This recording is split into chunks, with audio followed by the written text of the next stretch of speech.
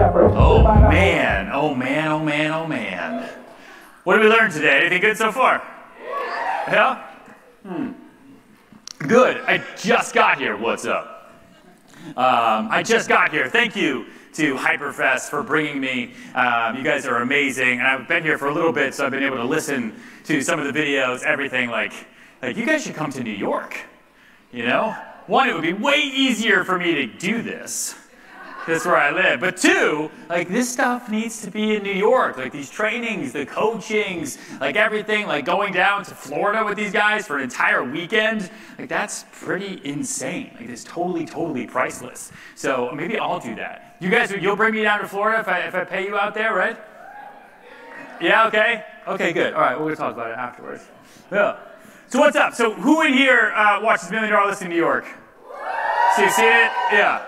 And I wrote a book. Have you read that? Yeah. Okay, so like 4 people. That's okay, good. That's okay, good.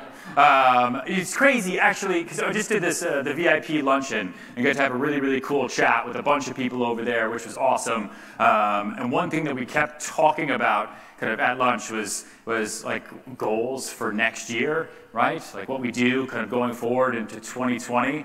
Which really got me thinking, and I was sitting next to 2 guys who were in the armed services, Mike and Eric. Are you guys in here? Oh, they're right there. Yeah.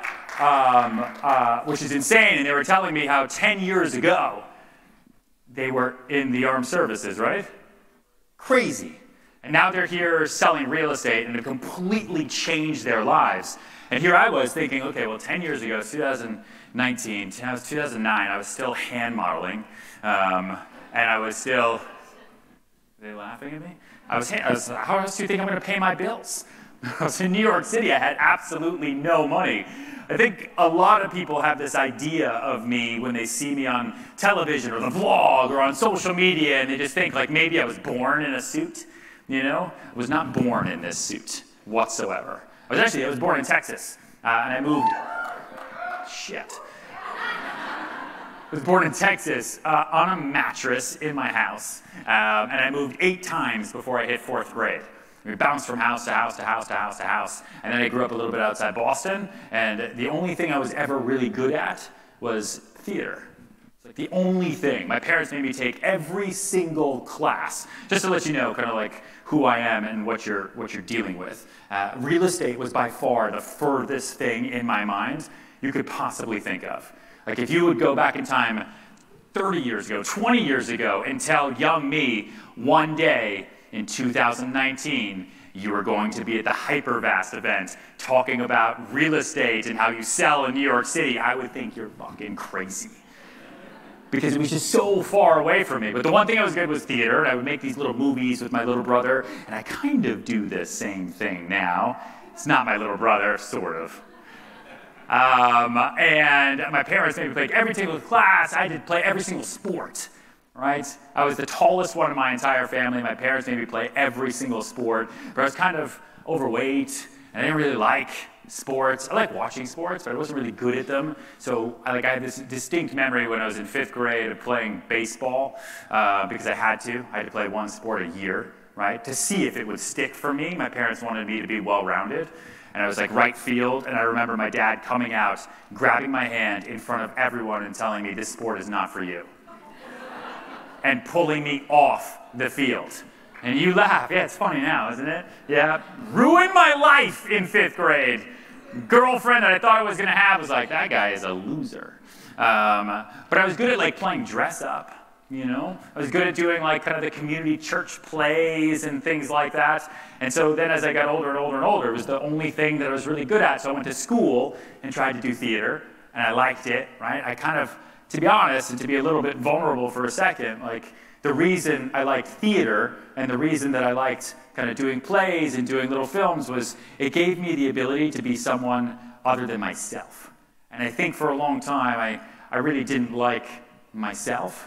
I didn't like being myself. I didn't like the person who I saw in the mirror, which for a really long time was someone who was overweight, with really bad skin, like no self-confidence, right? I had really insecure about absolutely everything.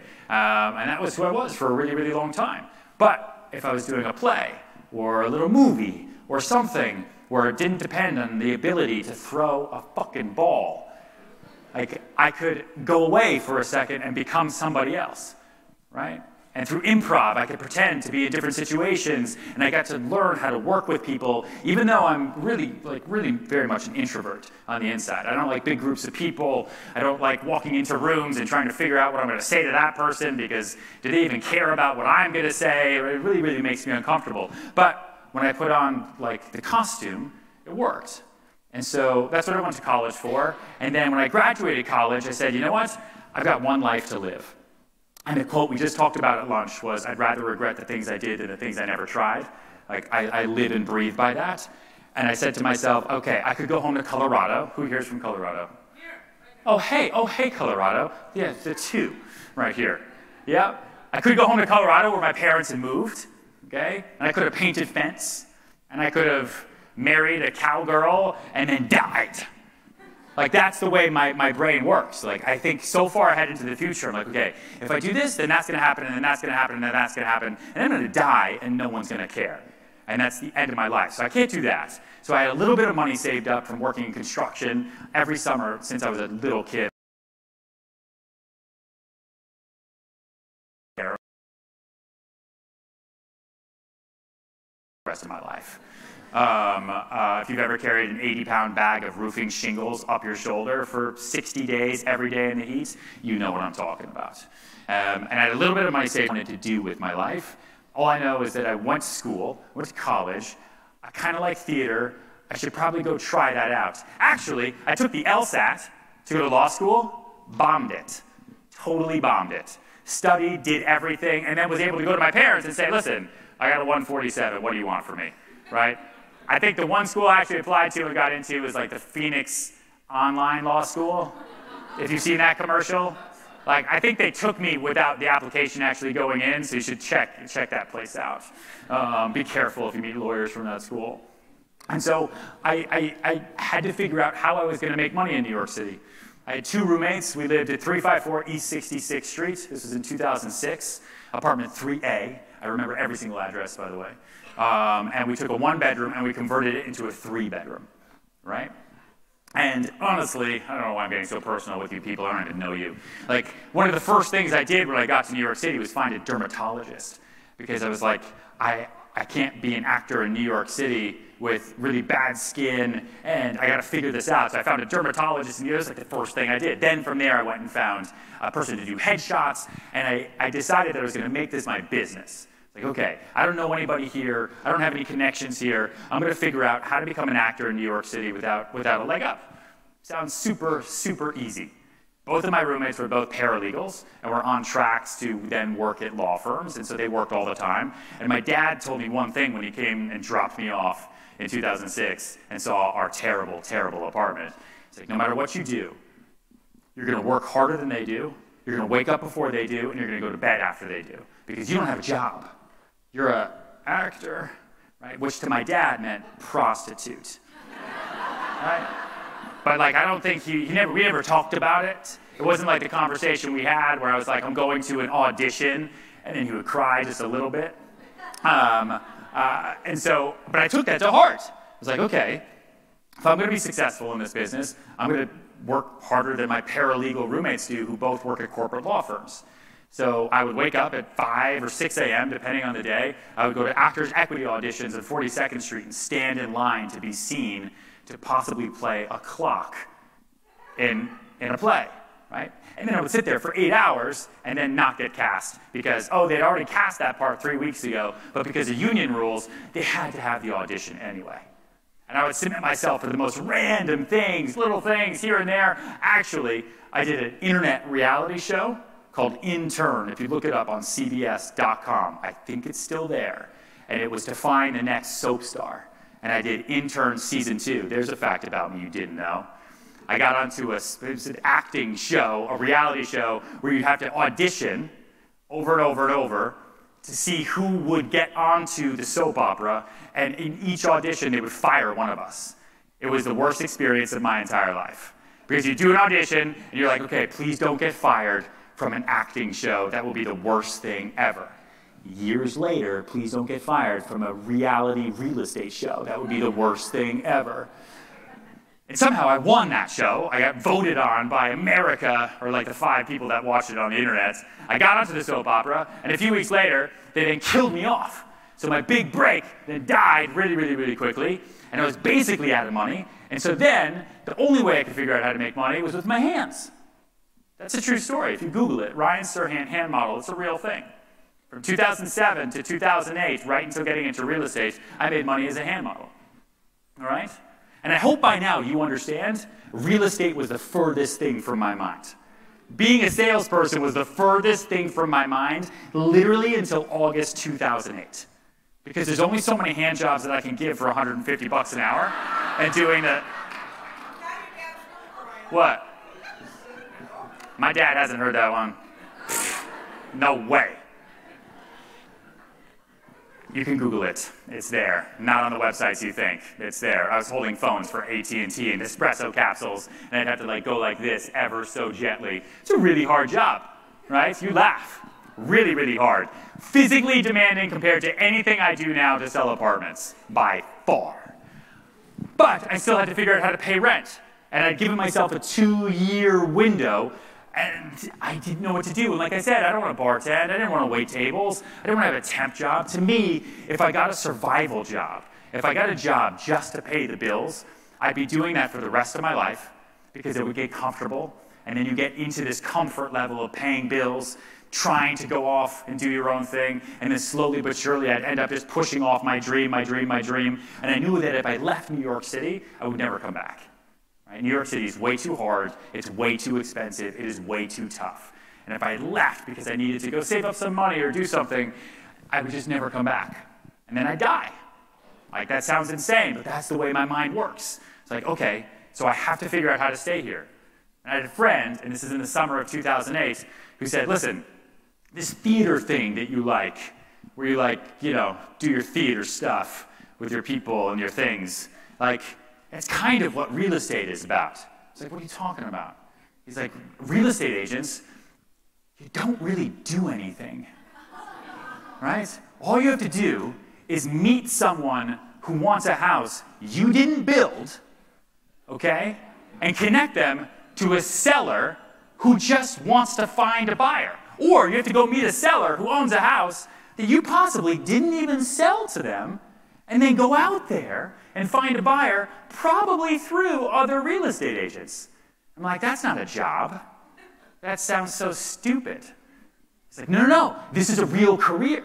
A realtor is a real career. I'm like, yeah, but most realtors are, I don't know, like way older. I'm 25 years old. Like, what are you talking about? I don't know anybody. I'm not from New York. I don't even know the difference between Broadway and West Broadway. I literally just knew the little area of the Upper East Side that I lived in, and then I'd moved to Koreatown at 38 West 31st Street, and that was it. And like where I would go for my little auditions. He's like, doesn't matter. Just memorize information. You spent your whole life learning to memorize. That's it. If people think you're too young, you're going to know more than everybody else. That's the only thing you're going to focus on. That's where you're going to get your confidence. It's like, ugh. But I had nothing else to do, so I got my license, which cost like a couple $100, I think, at the time. I did all my clicking online because the barrier of entry for real estate agents in the United States is like downstairs, right? And if they'd let me do it, they'd let anybody do it.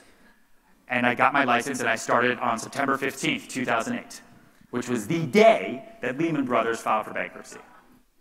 Okay, if you remember that day. And in hindsight, was the absolute best day that I could have started.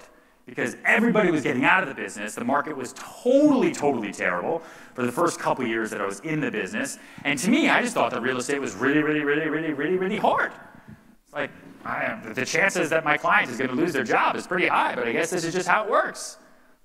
And slowly but surely, I became addicted to this idea that my job, the way I'd make an income, the way that I would pay my rent, the way that I would buy dinners, the way I'd go on dates, all depended on my ability to go outside and meet new people. Like, that was it.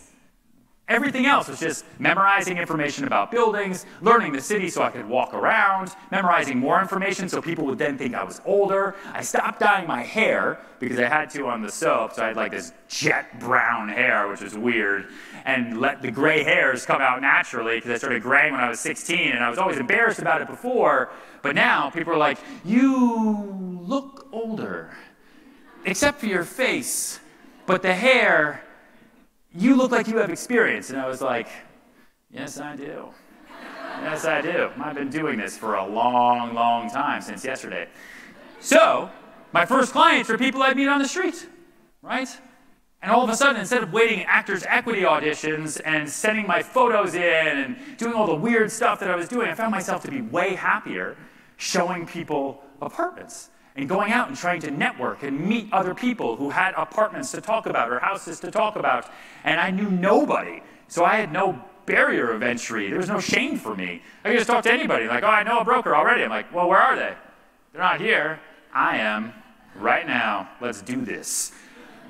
And you laugh, but that works, right? It worked for me for few people when I first started because I just had no shame, and all I had to do was meet people. And my first year was really, really, really, really hard. I worked above a burger heaven on 49th and Madison. If you've watched my vlog or watched the show or read the book, you know that a lot of my first clients came from Starbucks on that corner that's still there to this day, meeting pregnant women, trying to sell them bigger apartments, meeting foreigners at Saks Fifth Avenue, trying to get them to buy apartments because I would totally profile them. If they had more than 2 shopping bags, they clearly could afford an apartment from me. Right? Because what was my alternative? My alternative, literally, for me, was to move back home to Colorado, which is a beautiful place for these two people. But for me, I didn't want to do real estate in Colorado, and I didn't want to move home. Moving home felt like failure to me. And that first year was really, really tough. I completely ran out of money, and I had no idea what to do. I couldn't afford groceries at the grocery store at one time. Like, it was just a mess. And I had no self-worth. One, as an actor who couldn't make it, right? Who got fired off an internet reality show that turned into a soap opera thing. Right? And 2, as a real estate agent that didn't know anybody and knew nothing about real estate in New York City. So to anyone out there who's listening, who's brand new, who feels a little lost, I promise you I was more lost. And to anyone who's been in the business for a while and is trying to find your way or trying to get to a place that's a little bit better and a little bit bigger, right, that was the next 10 years for me. And so what we just talked about at lunch was like, what are we going to do next year? What's our New Year's resolution next year? And the way I think about it, it's like, okay, well, you know, it took me 3 hours to get here on the train from New York City, but really, it took me a decade to get here. The only reason I'm standing on this stage is because everything that I just went through for the last decade and more. So, like, not what are we going to do next year? Like, what are we going to do for the next decade? Like, have you thought about that? In 2 months, we're going to start a brand new decade, which is just crazy. So, like, forget your New Year's resolution. Let's start focusing on our decade resolutions, you know? Like, write that down, because that's what drives me right now for the next 2 months, is focusing on my decade resolution. And my whole first 10 years were completely dictated by hustle. Like, that's all I had. That's all I had, because my back was up against the wall. If you read my book, I talk about it a lot, because like, I honestly feel that most people need to find that wall. Like, what pushes you? And then write it down and remember it every single morning. And for me, my wall was not being able to afford yogurt and tofu at the Food Emporium grocery store on 59th Street and having to leave because I was embarrassed and then crying on the subway. Like, that was my wall. No matter what I do for the rest of my life, I will never be poor again. That is it. That is my line. I don't care what you say to me. I will outwork, outthink, and outmaneuver every single person in this room, because I will never go back to that subway, ever again. And that is still, to this day, that is my wall. I'm going to work my ass off, because that's all I have. That's all I have. I don't have, like, you know, a higher education where I could have gone off and been a mathematician. I can't go work for a bank. Like, there's nothing else that I could do. Now, you could say, oh, Ryan, there's 1,000 things you could do. Well, sure. Right? But life is short, and we only get one shot. And I want to make sure that I make the most of it and that I'm happy. And that hustle, I think is what my dad kind of imparted into me when I first started, when I came to New York City, where he said, listen, you got to work harder than these guys. Honestly, one of my first sale clients was in 2009. Her name was Hazel Kim. Talked to you about how I get deals. Okay, it's still kind of how I get them to this day. Got a random internet lead from a woman in China, right? And the email was in Chinese. But I had no other business. So clearly, when I saw that, I was like, this isn't spam. I'm going to translate this, okay? And this is kind of before Google Translate, like back in 2009. So I found someone in my office who could speak the language and who could read it. I said, what does this say? What does this say? And they read it to me. And they said, I will help you with this client if you cut me in on the deal because you're definitely going to need help because you don't speak Mandarin. It's like, okay, that's great. So that taught me early on, one, use other people who are in my office to help me. And we talked about this at lunch too, that I'd rather make $1 than $0. And I'll always set myself up to make 50 cents instead of negative 50 cents. I am not greedy whatsoever. I want to do volume. I want to do as many deals as I physically can. That's my thing, right? I want to have as many balls in the air as I possibly can to deal with as many clients as I possibly can because I can't control anything else. I can't control the market. I can't control the stock market. I can't control the fact that Hazel Kim just landed in my lap as a random buyer from China who saw a random listing that I had on Craigslist, because that's where we used to post all our real estate listings, especially when I first started, because you just can't, right? There's so many things you can't control. And Hazel Kim was one of my first sale clients. And I will never forget going back and forth in emails and having to go to the office, because that's the only place that this girl would help me with, to write the emails back to Hazel Kim, to send listings back and forth, to see if she was real, to send listings back and forth, to see if she was real. And I just figured, like in New York City, this is what it's all about. Dealing with foreign clients, billionaires, Chinese millionaires. They come in, I'm going to crush this business over and over and over. And that first deal took me like a year. And when they showed up, she showed up and I did everything I possibly could to be cool, right? I got a car, like a black SUV. I went out and got a suit. I didn't really have a lot of suits back then. I had khaki pants, collared shirts, and cowboy boots. Those are my nice clothes. But I didn't have suits, so I remember going to Macy's and getting the cheapest suits I could possibly find, right? I had somebody pretend to be my assistant because I thought that they're coming over from China. They're super rich. They probably want to see me and my entire entourage. And listen, you got to do what you got to do, you know?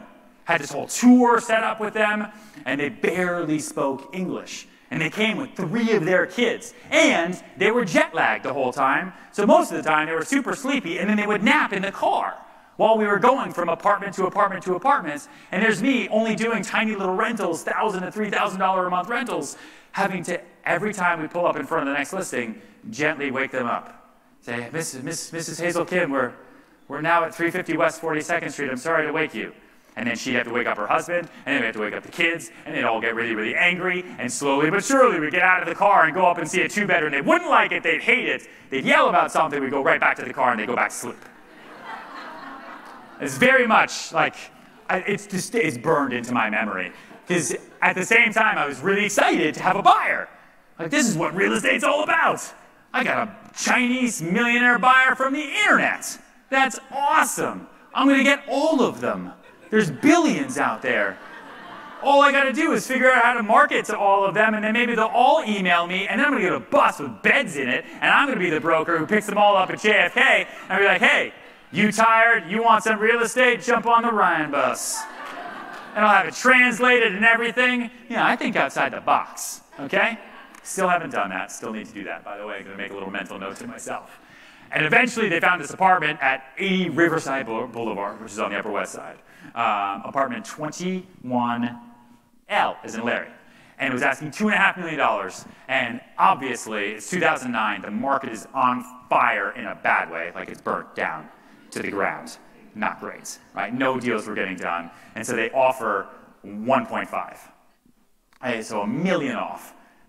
Classic.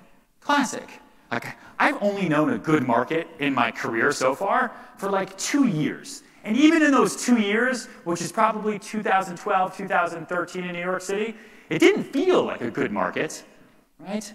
Good markets only come in hindsight, where you're like, wow, man, things used to be good because now they suck. Wow, remember when we used to sell things? Remember when we used to put listings on the market and people would show up? Right? And that's a whole other conversation we could have. But that was my first deal, and so I had to figure out how to make that offer, and I didn't know what to do. And the girl that was helping me with the language was the one who was negotiating it, kind of back and forth, because she was translating it to me, but I wanted to be the one that was presenting it to the developer because this was a new condominium building, so it was really, really exciting. And I wanted to present myself as the best agent ever, so I remember before presenting the offer, I built out my email signature, because I didn't really have one before. It was just like Ryan Serhant, agent. Right? But I built it out to make it like really long, because I thought that if you had a big, long email signature, that meant that you were serious and that people would take you seriously. Looking back now, I realized that it was super annoying. But like, I just made up a bunch of stuff on there where I was like, #1 real estate agent, with all these disclaimers and all this stuff, because I wanted them to accept the offer, not knowing that, you know, $1 million off the asking price is a bit insane. But they countered. They countered at 2.25. They came back $250,000 off the asking price because the market was terrible. No one was buying anything else. And I did what every brand new real estate agent does in that exact moment. I started cashing checks. Right? Not physically. I had no checks to cash. But in my brain, it's like, dude, if I get them up to 2.25, percentages, math, multiplication, I'm going to be rich. This is the greatest business in the world. All I have to do is meet people from other countries, get them really excited, let them nap in my car, show them apartments, and they just pick one. Oh, and the best part, I forgot to tell you this part. They were buying the apartment in New York City for their daughter, who was in utero. You know what that means? Daughter wasn't born yet. Daughter, she was pregnant. They were buying it as a future investment for the daughter because one day that daughter was going to go to Colombia. That's a real conversation. Real conversation. And I was just like, absolutely she will go to Colombia. Look how smart she is. Look at her in there, moving around with that brain and everything she's got going on. It's going to be great. And I didn't even know what to do. So like an idiot with my super long email signature, because I didn't have a mentor when I first started. I didn't know who to talk to. I just had my translator trying to help me out. I put that in the offer. I was like, I can't remember what the sponsor's name was, but I think her name was Deborah. It's like, dear Deborah, on behalf of my clients, Mrs. Hazel Kim and her family, we are making an offer on apartment 21L on behalf of her unborn child. Just because I thought it would do something that would help, maybe. It didn't help. Because it made it seem like it was some bullshit offer from a broker that no one had ever heard of, that had done zero business. Like if you went to my website, it was just random rental listings that kind of looked like they were in Chicago. And there's a reason for that, is because I would steal photos from listings in Chicago, use them as listing photos, put those on Craigslist to bait and switch people. Right? That's what you would do. As a brand new agent in New York City, don't give me those looks. Don't give me that look, right? I told you, that first 10 years was all about the hustle for me, right? So then when someone would call and they'd be like, this apartment with this amazing view of Lake Michigan, like, you know, where is this? Like, that's on West 87th, come with me. Come with me. And then you show them other apartments, and I was really good at having conversations with people just to talk to them, because back to my actor days and my improv days, I didn't have to be Ryan. I got to be Ryan, the real estate agent. Right? I got to be Ryan, the guy that knew what he was doing, that had all this confidence, that had been in this business for a really, really long time. I got to be Ryan with confidence. And that was kind of the character that I was allowed to play. And I know that sounds crazy and maybe a little psycho, but it's what worked for me. To be able to show up with people I don't know, meet them on a street corner, and show them listings that didn't exist. And then show them other things and actually get them to buy stuff and actually get them to rent stuff. So those initial deals, and my Hazel Kim deal, which is completely insane, taught me that power of confidence, which I now call big money energy, because it really, really kind of imparted on me my ability to walk into a room and show somebody that you know what you're doing and that you have confidence without actually having to have experience. And people just naturally believe me, and I learned that through improv classes and through everything else. So the sponsor countered at 2.25, and then I had to get these people up, right? And they wanted to buy an apartment while they were still in New York City. And I'm just telling you this deal because I just remembered it, and it was my first sale. And I feel like a lot of people think that I do these big deals, and they're super easy, and we sell them all at open houses like you see on TV. Doesn't happen, okay? Just making that super clear. And so they decided to counter at 175 because they wanted to go tit for tat. So it was 2.25 and then 175. And then the sponsor came back and said, we meet them halfway and they do the deal at $2 million, which was an amazing deal for this apartment. And then I couldn't get them on the phone. And I knew that they were flying out the next morning. And I will never forget that night in my apartment at 38 West 31st Street where I shared a bathroom with a lot of other people, freaking out and not being able to sleep. Because I'm like, maybe I pissed them off. Maybe I said the wrong thing. Maybe the girl who's helping me wasn't really translating this whole time. Maybe she was bad-mouthing me, and I don't even know what's going on, right? Like, I don't know. You ever been in a situation where then there's like that limbo in that deal period where you're like, dude, is it gonna happen? Like, what do I do? And they wouldn't get back to me. They'd always gotten back to me. By email, BBM back in the day. Remember the BlackBerry, BBM, right? That's how we were BBMing each other. We BBM everything. Okay? And they wouldn't get back to me. And so I couldn't sleep. So all that money I thought I was going to have, all of a sudden now, it's going to be completely gone. Now in my brain, this business sucks. And now I hate this business. Isn't it amazing? Especially when you first start, when you do a deal, real estate is the greatest business in the world. This is awesome. Screw grad school, mom and dad. Yeah? This is why I'm doing this. Next day, that deal dies, and you're like, Mom, please help me. I need rent money. I hate this business. I don't know what to do with my life. That's kind of how I felt in that moment, kind of going back and forth and back and forth. And because I wasn't sleeping, at 2 in the morning, Hazel Kim BBMs me. Says, we awake now. Can we meet to discuss the deal? Yep. They were sleeping. Jet lag. They were tired. They were staying at the St. Regis. So immediately, I called the girl who was helping me, and I said, you need to wake up. Actually, I called her like 4 times. I felt really, really bad. But then I was like, no, I don't fucking feel bad. Pick up your phone. We got deals to do. She's like, what? Like, we gotta go to the St. Regis right now. This is some James Bond shit, okay? We gotta do deals. I'm a New York City licensed associate salesperson, and we gotta move to our clients' demands. I'm pretty sure she had a heart attack on the other line. She's like, are you okay? Are you drinking? Is there something wrong? I'm like, no, I have no business, and this is the one deal I have. And if it gets done, I'm gonna stay a real estate agent. If it doesn't get done, I have no money and I've gotta go home. And she's like, okay, I'll meet you there. So we get up there, we go there, and she shows up, and I will forever thank her for the rest of the time. She shows up with a McDonald's bag full of hamburgers and French fries. I'm like, what are you hungry? You got the munchies? It's like 2:45 in the morning.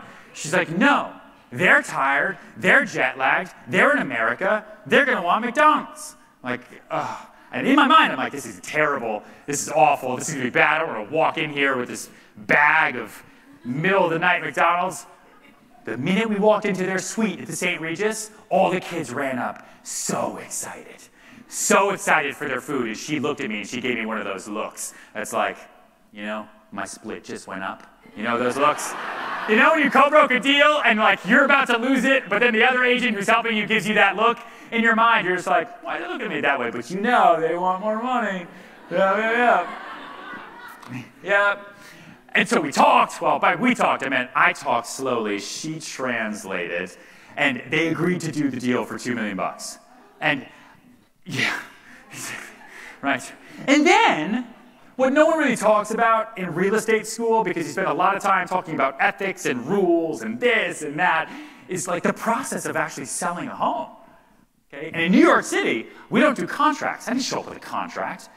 My only job is to connect people, negotiate a number that means absolutely nothing. It's not real. There's no checks. There's no money. Good faith deposits. No nothing. We don't have escrow agents. We don't have any of that. All our offers are through text message, emails, over the phone. They're verbal. That's a real offer. It's a wild, wild west. And then you pass it off to attorneys. And the buyers have to have a real estate attorney and the sellers have to have a real estate attorney. They draft contracts and then they fight and kill the deal. That's what happens in New York. You work for a year. to try to put a deal together. Then you go to an attorney and you say, hey, listen, just do the contract, protect their deposit, everything's going to be fine. And they're like, we'll get back to you. And you're like, please, I should have done better on my LSAT. I should have figured this out. I could have negotiated my own deals. Thankfully, those two attorneys were really eager to get this deal done because the buyers actually wanted it, the sellers needed to sell it, and we negotiated it, but it took a really, really long time. Like my stress level, I think it took 3 weeks to negotiate that contract. And then, the other thing they don't tell you is that when you sign a contract, you then have to send this thing that's called a deposit, right? So then we had to wait for this deposit to come from China. Super easy, right? Super easy. Now, not easy. Back then, also not easy, but still we had to wait. And every single day, I'm going more and more and more into credit card debt, trying to figure out what to do, thinking about this deal closing, while still trying to do my little rentals and everything, right? Over here, that's why I walk this way, because I put them over here, my little rentals over here. And they finally sent the money, and we finally had signed contracts, and no one told me, but they put in a 120-day closing window, which in New York City also means you basically have 5 to 6 months to close, because there's nothing you can do, right? Because the buyer is the one in all the power. So now, I just did this $2 million deal. I'm counting the money. I'm moving out of my apartment in my head. I'm this is what life is all about. I am the greatest real estate agent in the history of the world. I just negotiated a trade deal with fucking China, okay? In the St. Regis at 2 a.m. with a McDonald's bag, all right? Politicians, try that, why don't you? Okay? Now I gotta wait 4 or 5 or maybe 6 months to close. What am I gonna do? I didn't know what to do. Okay, now I got this deal that's in contract, but I can't get the money, so now I gotta figure out how to be a real estate agent. That limbo time was very much kind of what has brought me to this day today. That was in 2009. And that deal also, to get her there, taught me about one thing that I talk about all the time, and if you've read the book, you're gonna be oh my God, don't talk about it again, but I'm going to, is the power of follow-up, okay? The 3 Fs. If you haven't read the book, get it. If you don't want to, then fine, whatever. We've sold so many, I'm fine. The 3 Fs. It's follow up, follow through, follow back. Okay? Write that down on top of the things that you'll remember today from this moment of greatness. Because I remembered when doing that deal, I had now had time. I'm okay, how am I going to move forward? How am I going to move forward and not just be a real estate agent whose whole career is contingent upon random people from random countries emailing him and then wanting to meet in the middle of the night. Those are going to be the outlier deals. And sure, if one comes, that's great. If it doesn't, but I need to figure out how to build a business, right? And so I'm going to use that hustle blood and that hustle mind flow that I have, everything my dad taught me, all the ridiculous things that I went through as a little kid, all those insecurities, I'm going to put them into a ball of fire, and I'm going to use that fire to fuel me going forward. And my secret sauce, if anyone ever asks me, they're how do you sell so much? How do you do this? How did you build that? How did you do everything? And this year we'll do probably between closed and sold, my team will probably do 1.3 billion or so, right? Just on my team. You don't have to clap for that, right? I have a large team that helps me, but we are relentless in the work, okay? And a big part of that is because we are incredibly disciplined. Because that outlier deal, as great as it was, and it did eventually close, really stressed me out. Really stressed me out. I can't have a career based on deals like this. I need to figure out how to be a real estate agent. Because I'm going to plant my flag in New York City. I'm not from here. Born in Texas, grew up outside Boston. I'm going to figure this out. All those other real estate agents that are 10, 20, 30 years older than me, who went to school here, who have parents here, who've gotten leg ups from their CEOs, I don't have any of that. Good, I'm going to put that into my fire bucket. I'm going to keep that right here in my gut, right underneath my rib cage. And every morning when I wake up, that's what's going to fuel me to do even more.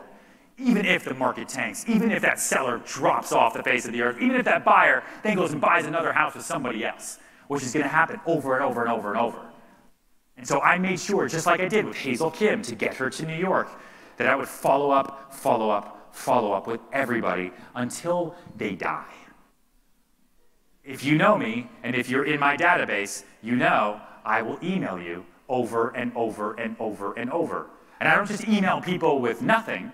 Okay? My system of follow-up is broken down into 3s. Follow up, follow through, follow back. So the first step, right, is following up. And that's actually following up with what you tell people you're going to do. So if you met me here, and a bunch of people have met me, okay, and you said, hey, I want you to be my referral broker in Richmond, right? One of you said that. And anywhere else, actually follow up with me. And if I don't respond, follow up with me. Don't harass me, but follow up with me. And I do the same thing with all of my clients because they're busy. They have lives. And that's what I learned with that Hazel Kiln deal. It's like she's probably busy running an oil and gas empire in Beijing. I'm like this little broker in New York City who's super excited about her $2 million deal that literally means absolutely nothing to her because she's buying it for a baby that's not even born.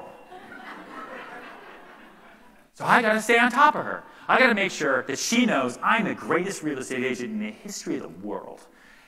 And I'm the person that she needs to go to for all things real estate, especially for this deal, which she better close on. So that's my follow-up. Right? Follow through is then actually doing the things you say you're going to do. It's the thing that probably gets me the most frustrated with people, especially people who work for me, especially my team members. If you say you're going to do something, you have to do it. I have a one-strike policy. If you have a bad memory, you can't blame your bad memory. They invented pens for people like you. Okay? They invented phones. You see an iPhone? There's a notes section. Type in it. If you have a bad memory, write things down. Your laziness to remember things is no longer an excuse because you have the ability to remember everything going forward. So if you tell someone you're going to send them listings by 5 o'clock, don't send it by 6. Be someone of your word and do it by 4:30. If you tell yourself, which is probably the most important part, that going forward in 2020, in the next decade, because that's what we just talked about, making a decade resolution, that you're going to flip your business around and you're going to do things differently, and you're going to follow everyone's systems here that you learned in these last 2 days, or you're going to meet 5 new people every single day, whatever you're going to do, actually do it. Like the only one who's stopping you from being more successful, I swear to God, is yourself. Right? It's no one else. There's no one else. So that's why I work so hard all the time, because it's the only thing that I can actually control. I can't control that I had bad skin for so long. I figured it out, but I couldn't control it, right? My weight, I could control. I figured that one out too. I can't control the market. I can't control Hazel Kim and her craziness and her nap schedule. I can't control anything else. I can't control so many things in my life. So I'm going to focus as a real estate agent on becoming the best real estate agent in the history of the world. I'm going to do it through things I can control. And what you can control is the work. And then there's follow back. That's the 3 Fs. Okay? Follow up, follow through, follow back. And that 3rd F is going back to everybody you've ever met. Everyone you followed up with in the past. Everybody you knew in 3rd grade. People you used to work with. That woman that you met, you got her contact information when you were buying a pumpkin. Whatever it is. Going back and re-engaging. You can do it through newsletters and you can do it through personal follow-up. Like, that's it. I don't have some secret email database. I don't have anything secret that anyone's ever given me. I got super lucky with a TV show in 2010. But let me tell you something. When was the last time you picked up the phone and called someone you saw on TV? I mean, maybe one person right here is like, I call the Kardashians every day, right? You have a problem. You don't do it. Like when the show started, I thought, like, boom, here we go. I made it. I'm on television now as a real estate agent. What is my life? That is so weird. Phone's going to ring off the hook.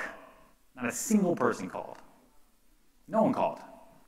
So then I had to figure out, like, okay, well, all these expectations are here. What do I do? You know who actually called in those first couple weeks when the show first came out? Other real estate agents. That's where a lot of the business for $1 Million Listing comes from me, is from people in this room. It's a big part of the reason I wanted to be here today. Like, I am pro real estate agent, 1,000%. That's why I wrote the book. That's why I put my course out. That's why I do the mentorship programs, everything, because I believe so strongly in this career where literally you can be a fat kid with bad skin who only likes theater and can't throw a ball, And you can become the #1 selling real estate agent in New York City by the time you're 31. Right? I outsell the next person below me by double. I went into Brooklyn 2 years ago. I'm now the #1 selling agent in all of Brooklyn by $103 million. And I'm telling you, it's just discipline. Like, that's it. It's crazy. It's just the discipline of doing the work and doing the follow-up every single day. It's following up, it's following through, it's following back with everybody else, and it's leveraging your time. How often do people talk to you about time management? Right, time management, time management, time management. You got to figure it out. This CRM or this, I do this. Blah, blah, blah, blah, blah, blah, blah. It's like, oh my God. It's not real. I don't think it's real. I don't think time management is a real thing.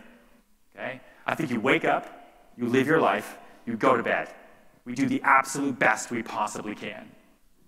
I have a wife, I have a baby, I do the best I can. I want to work as hard as I can, I do the best I possibly can. And I want to make the most of every single day because I have only so much time. Because now looking back on it, like, dude, like 10 years ago, I was making more money holding cell phones for AT&T being hung upside down so they could take a photo of my hands with the blood drained out of my veins. That's a real thing. Next time you see a photo in an ad with someone holding something, they're probably upside down so that you don't have any veins in your hands. It's a real thing, now you know. Right? That's what I was doing 10 years ago to now I'm standing here. It's completely insane, which is amazing, the amount of things you can get done in 10 years. But it's also really freaky because it went by like that. And those first 10 years for me were dictated by hustle. Like, that was it. If you ask me, okay, Ryan, fine, I'm going to come to New York City. I don't know anybody. How do I do it? I'd say you need to figure out what makes you hustle, and that's what you're going to do every day. You're not going to take a day off. You're going to meet as many people as you can every day. You're going to follow up with them every single day, and you're just going to hustle. That's it. That's it. There's no work. There's no secret systems that you're going to do. That's all you're going to do. Every single day, as a realtor and as a real estate agent, if you think that your job is anything but meeting new people, you are sorely mistaken. If you think you're in the real estate business, you are sorely mistaken. I don't care about crown molding. I do not care about kitchens. I could care less about your roof. I don't care about real estate. It's my widget. What I care about is selling. And what I care about is having a career that enables me to sell as much as I want without anyone telling me what to do. No one is ever going to come into my office and ever tell me, Ryan, you know what? You sold too much. It's just not going to happen. It's not going to affect my pay. I have a lot of friends who work in New York City, who work in finance, who do a lot of business for their bank. And if the bank had a bad year, sucks for them. They have their annual review and they're told, listen, you did really, really well this year. But because the bank had a bad year and the economy's not really in the right place, we can't really reflect it in your pay. But stick through it, we're going to do better next year. That's a real thing. I don't want to work for anyone else but myself. And I want to feel that fire every single day because it is scary. Right? It is kind of scary. It's freaky to wake up every day and say, what do I do today? What do I do? How do I go out and make money? Do I just post listings? Do I go meet random people? Ryan, that guy talks so much. He said he just go meet people. What does that even mean? What does it mean for you? Where can you meet new people every day? Look at the business you've done for the last year, if you've been in the business for at least a year. Figure out the most people you've met. What is that group? Go meet more of those people. That's it. That's your answer. It's not that hard. And add more hustle to it. So for me, looking forward to the next 10 years, like, that's a crazy idea. I'm not thinking about 2020 as a one-off. Like, I'm not thinking about what I'm going to do in 2020. Now in my mind, I'm thinking about what I'm going to do for the next decade. Because time is going to move so fast. Before I know it, it's going to be 2030. It's nuts. It's crazy. But it'll be here before I even know it. Like, I just had a baby this year. That's crazy. I can't believe I have a baby. And now she's already 8 months old. Like, it's just going to happen so fast. So my planning that I'm doing now is for decade resolutions. The last 10 years for me was building my foundation. And if you'd asked me 10 years ago if I was building a foundation for a career, I'd say, absolutely not. I don't know what you're talking about. With career, what are you talking about? I'm just trying to pay rent. But in hindsight, we're able to see what we really did, and then we can define it. So the last 10 years for me were foundation. And if you're in a similar position, even if you're not, look at the last 10 years and see what you really did. If you got into the business, if you didn't get into the business, if you got into the business a couple years ago, what were the last 10 years like for you? And really think back. Everyone think right now in your head, where were you in November of 2009? Where were you? Think about it. I bet a lot of you were like, oh, weird. Yeah, I was still married to that dude. Yeah, things are weird. Time goes by really, really, really fast, right? Now think about the next 10 years. And this is who I want you to work for, okay? I want you to follow up with everybody. I want you to work your ass off every single day. And I want you to just know that you control the work. You don't control the job, you don't control the market, you don't control your clients. You control the work that you put in every single day. And you're going to take care of the next 10 years because you're going to plan for this decade. Because in 2009, everybody in here didn't have that opportunity. Raise your hand if you planned for the next decade in 2009. Did you? No. No hands are raised, right? Because no one did. No one thinks like that. But now we actually have the opportunity to do that. We can all, by the end of the day today, we're all going to write down in our phones, what's our plan for the next decade? Where do you want to be in 2030? That person is going to be you before you know it. And you're going to work for that person starting right now. Okay? And the way you're going to do it is you're going to focus on the decisions that you're going to make. All the hustle that we all use to get here every single day is now going to produce calculated, possibly risky, decisions to get you to the person you want to be. If you want to be a $100 million broker, let's do it. Anything is possible. If you want to go into another state, another town, if you want to grow a team of 50, if you want to retire, that's possible. Maybe the next 10 years you want to be on the beach in Mexico or in Greece. You want to be hanging out. Maybe you want your own yacht. I honestly really strongly believe in the power of positive thinking because it's real. It does happen if you force yourself to remember it every single day. So going forward, after today, focus on the next decade, your decade resolution. Work for that person. You will sell more next year. You will live a better lifestyle. You will make more money. I guarantee it. Thank you very much.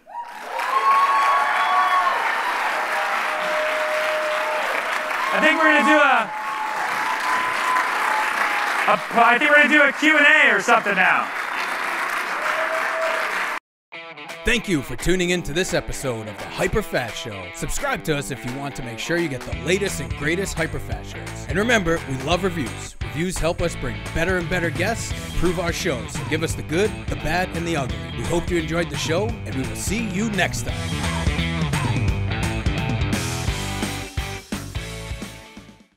Thank you so much for watching our video. I hope you liked it. Give it a quick like below and comment and share. We'd love your feedback. For more videos like this, click here.